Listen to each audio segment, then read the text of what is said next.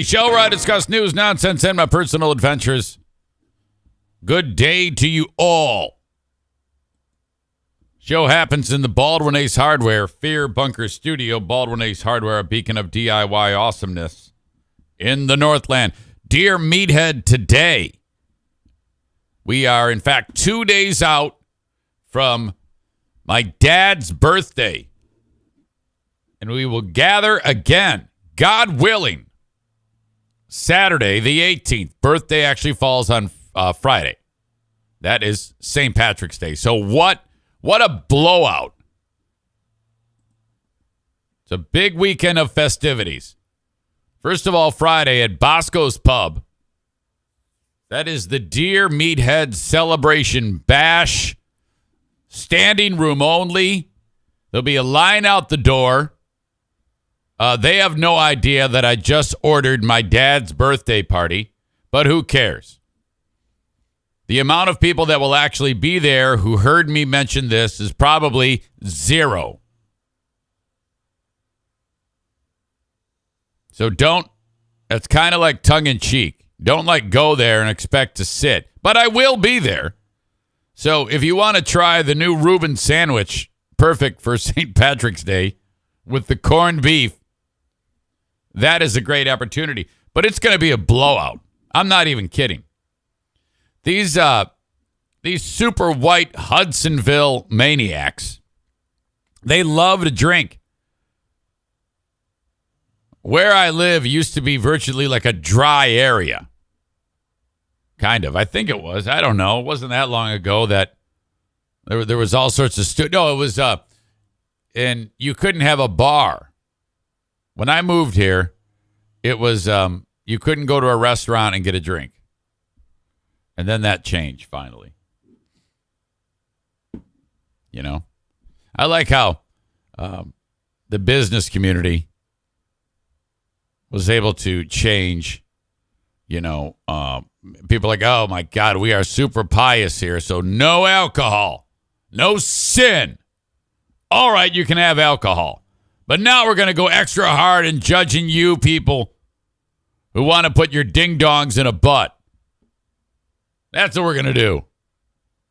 Holy crap. So the place is going to be just busting out at the seams with it's hypocrite night is what it is. I'll be there okay, now listen. Typically, like on Tuesday, I was the number one. I was the number one kitchen assistant.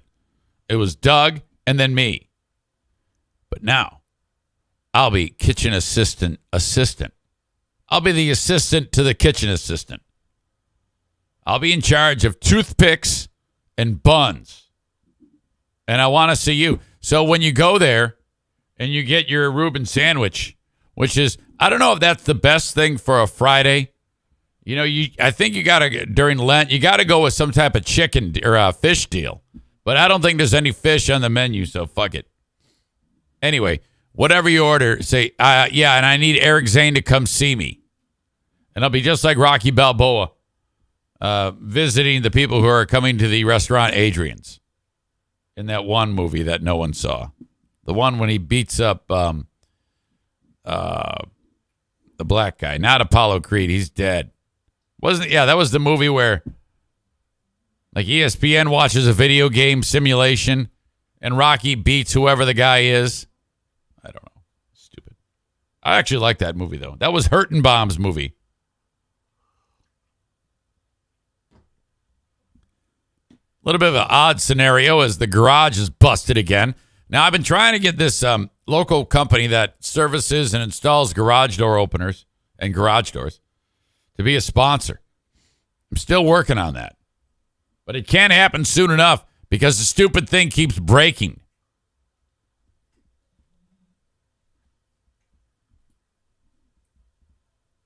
The damn thing, for a while, it wasn't operating appropriately. Now it's okay. He comes here, give him $100, he fixes it. And now there's something else wrong with it. And the guy said to me, he goes, I think you're going to need a new one before too long. And I think that time is now. Shit. So you go to close the damn thing, and then it comes all the way down, and then it immediately goes up. And then it won't stop. It's like you gotta. So I had to. Not everybody knows this, but you got to pull on that rope there, and that disengages it. Some people don't actually know that. They think that rope is there for just like decoration, but that gets you out of the garage. That makes it so it disengages with that thing that tracks it along on the chain or whatever, and you can open it up manually. So that's me today. Queen of the Forest. This is not a pinched nerve in her gluteal area. We went to the docs yesterday. She couldn't even move. How did he describe it? He recommended like anti-inflammatory medicine and muscle relaxer. And then when it calms down, just stretch it and get some exercise. This is not a nerve, though. If this were a pinched sciatic nerve, it would be much, much worse, I'm told. But he does not suspect that is the problem. And if push comes to shove, she will get physical therapy. Not sure how it all happened. Bottom line is she's got to get more exercise. And I've tried to tell her that. And for some reason, I'm the default. Yeah, you got to help me. And I'm like, yes, of course. But, I mean, there's a guy, I can't take you to the gym, or I can't push you outside. I mean, you have to kind of take the lead on this. I don't like to make it so that I'm like in charge, like a boss, because then at some point she's going to get sick of it, and then I'll suggest she goes out and takes a walk. And I'm not wanting her to go do an Ironman triathlon. I mean, it's that simple. Let's go take a walk. So in order to do this, I'm going to have to really make this a fun adventure for her. So this is the only way that this is going to work. I have to work into every day that we go for a walk together like old people do. You know? You ever go for a walk and like where I live, there's this nice little set of trails you can walk on. It's beautiful. And then you'll be walking along and you see a couple that's really old and they're holding hands. And you're like, oh my God, that is love. Look at them. That is so cute. I just love them so much. That is a bond. That's us. Now that's us. Okay? We're madly in love. So, we have to go out on these walks now so that she can. When you get my age, that's the type of exercise you need, is a gentle stroll, an amble, just to get the blood flowing a little bit.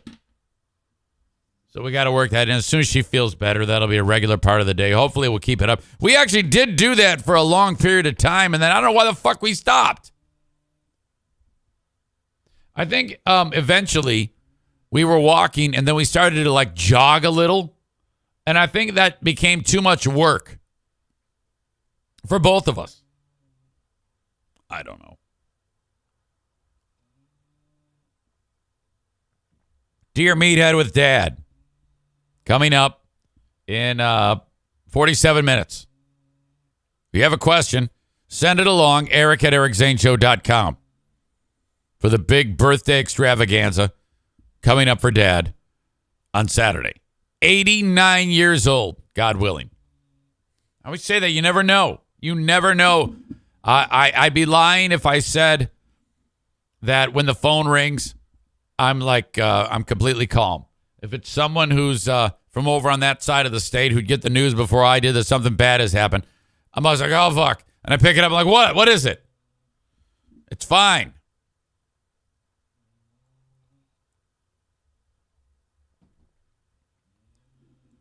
The stupid tournament play-in games began today.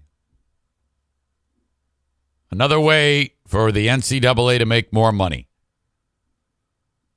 One of these dumb schools kind of qualified, and they play a play-in game to take on the number 1 seed. Like Alabama, in their first game, they take on a school. It's either Texas A&M or CC, so Catholic Central. And I think the play-in game was like last night. It doesn't matter. You can still get your bracket done, even though technically the tournament has started. This is the Eric Zane Show podcast fantasy tournament challenge. If you win this, the prize has been up to $300 million. I shouldn't say win it. That's not correct. If you have a perfect bracket, you win $300 million. Compliments of Stu McAllister.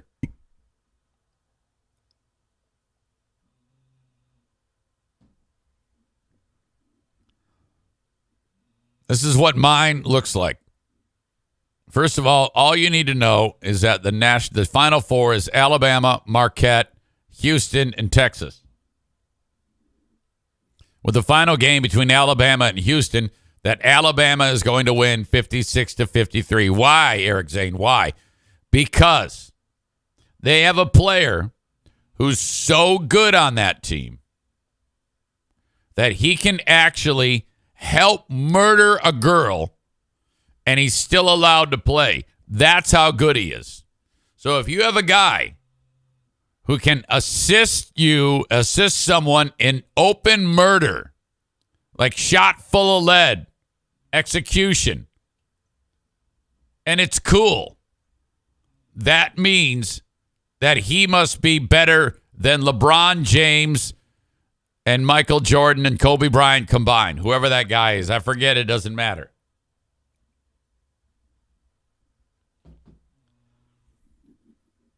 We're going to have a lot of Alabamas as the national champion in our bracket. And if you look at a bracket and they don't have Alabama as a national champion, they're wrong. Because of a key player who, if I decided today that I wanted to stab the Queen of the Forest in the neck, and I called this guy and I said, hey, I need a Bowie knife. And he would bring it over and say this, and he'd show me how to use it.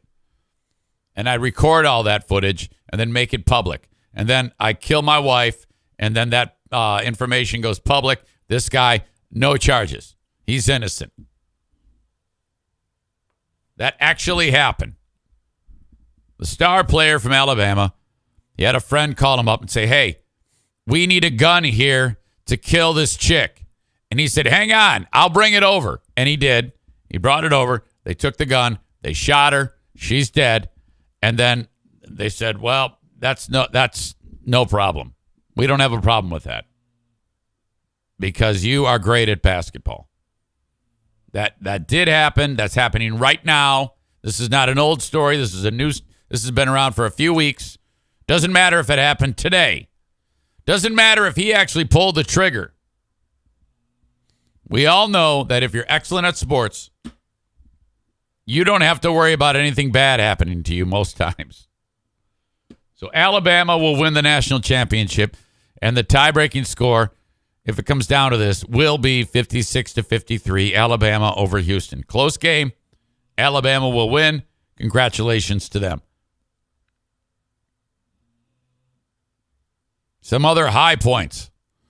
Michigan State will win their obligatory one game, and then they will lose to Marquette.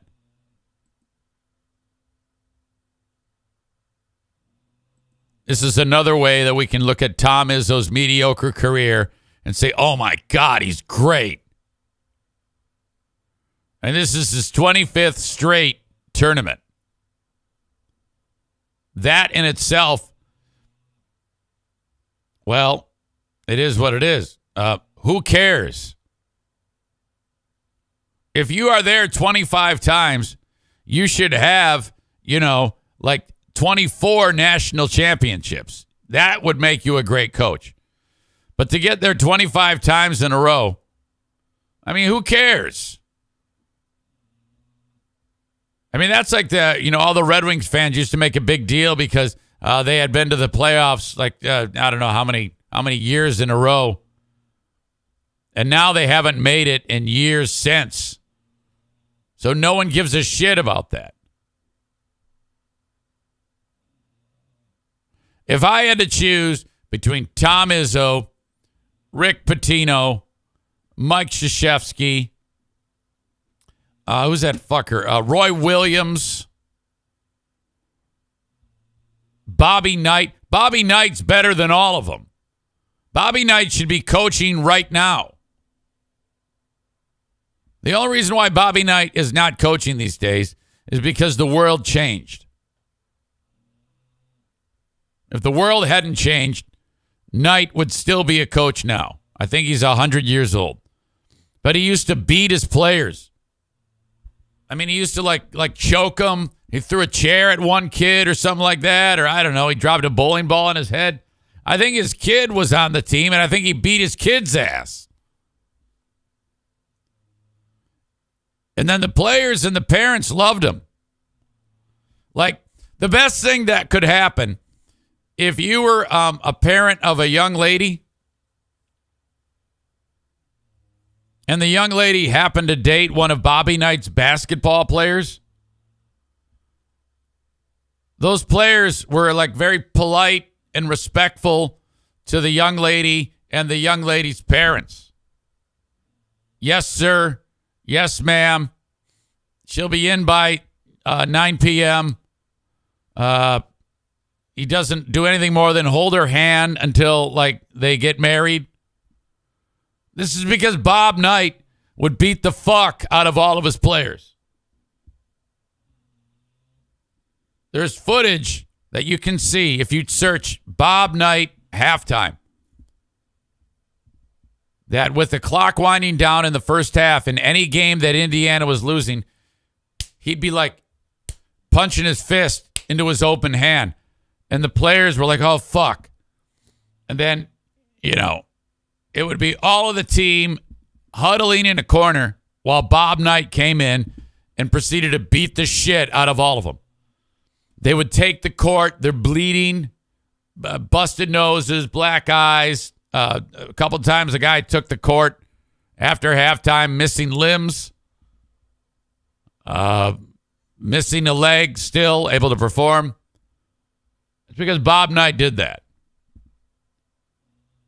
And these went on to be like CEOs of banks and companies and, community leaders, presidents, all Indiana basketball. That's why they made that movie Hoosiers, All those people that played for those teams, Indiana, growing up, the Cagers, Hoops Heaven, go on to be prominent individuals because that was the thing. You go to Indiana, you beat the shit out of these kids, and they become wonderful people. That's what these young people need. Tom Izzo doesn't do that. He just yells. And his voice is all... But he doesn't actually brutalize the players. Until Tom Izzo works it into his game to be more like Bobby Knight, Michigan State is just going to continue to qualify for the tournament and then, maybe make it to the second round. All those coaches I mentioned, Pitino, what's the guy's name? I already forgot. Roy Williams, Mike Krzyzewski, they would all stab and pistol whip their players. One of the all-time greats was John Thompson. He didn't need any weaponry. He was a 7-foot coach for Georgetown, and he used to coach with a towel over his shoulder. That is because he would work up a sweat when he was bashing the players' brains and at halftime. So that's why he would keep this towel. Jerry Tarkanian, he did not abuse his players. He would pay them. So if you're not going to pay them, you must abuse them. All right. Maureen says Tom Izzo is loved by all. Yes, that's because, did you ever have that scenario when, like someone gets abused and then I think it's called Stockholm Syndrome? That's what that is. That's what's going on there. But he needs to up his game if he wants to win a national championship. I see Kuipers is mentioning Rick Pitino with hookers for new recruits. Yes, that's true. It's another great tactic. I love that. All things you need to do to win a national championship. Izzo does not have what it takes. So some criminal coach is going to lead his team to victory. And in my opinion, this year, it's Alabama. Alabama. They will win. Go ahead, fill out your bracket. You could win $300 million.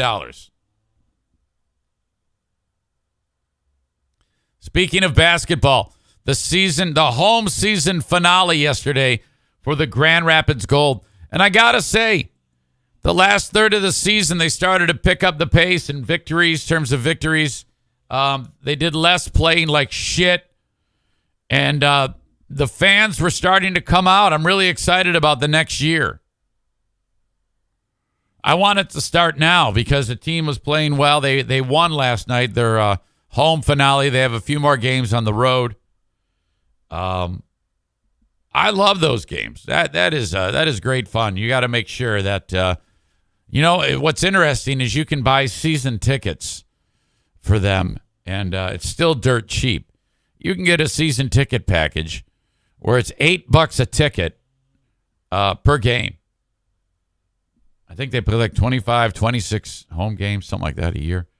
So very, very cool. The ref was this little pipsqueak. I forget his name. And God, man, he kept fucking shit up. There was one point when he called a foul on our guy, Jack White, out of Duke. Yeah, his name's the same as the dude from the White Stripes. Jack White. But this guy is like 6'8", and he's from Australia. Jack White he fell and he lands out of bounds, and he landed awkwardly, and he's laying there recovering. Oh God, I can't believe it! I just fucking wiped out. And he wasn't anywhere near the play, and this little ref, this pipsqueak, calls a foul on him. Now, there was a foul, but he didn't commit it. He called it on the wrong guy. Jack White's like, I'm over here laying on the ground. How the fuck did I do it? Another time, one of our guys, Marcus Burke, was defending, and the dude from their team pushed off with his arm and bashed him right in the face, and his nose went flying, and they really fucked him up. And they called a foul on his nose. This little shit called a foul on our guy's nose. Actually, couldn't believe it. He got hit. And then twice, this little fucker, he calls a foul on number 32 or 23 for their team. And I know it because it was the same guy each time. Calls the foul. I announce the foul. We shoot the foul shots. They run. The game resumes. And he forgets. He thinks that it was on. As he's running down the court to cover the play, as he's running by, he goes, "Hey, who was that foul on?" And he's now past the scorer's table. And I go, 23. Now, he's the fucker that called it. So he calls the foul on 23. It's like me when I forget a name, And I announce it. He goes, who did I call that on? I'm like, 23. Same thing later on. Calls the foul on 23. I announce it. He comes walking back. He goes, who did I call that foul on? And I'm like, are you kidding me? You just did it. I just announced it. 23. Oh, yeah. Oh, my God. Brutal. We ended up winning, though. I was happy. Crowds are improving. They're getting bigger, Dare I say respectable. We drew over 80,000 fans. What does that work out to? Let's just say, hold on a second. NBA G League season. How long is an NBA G League season?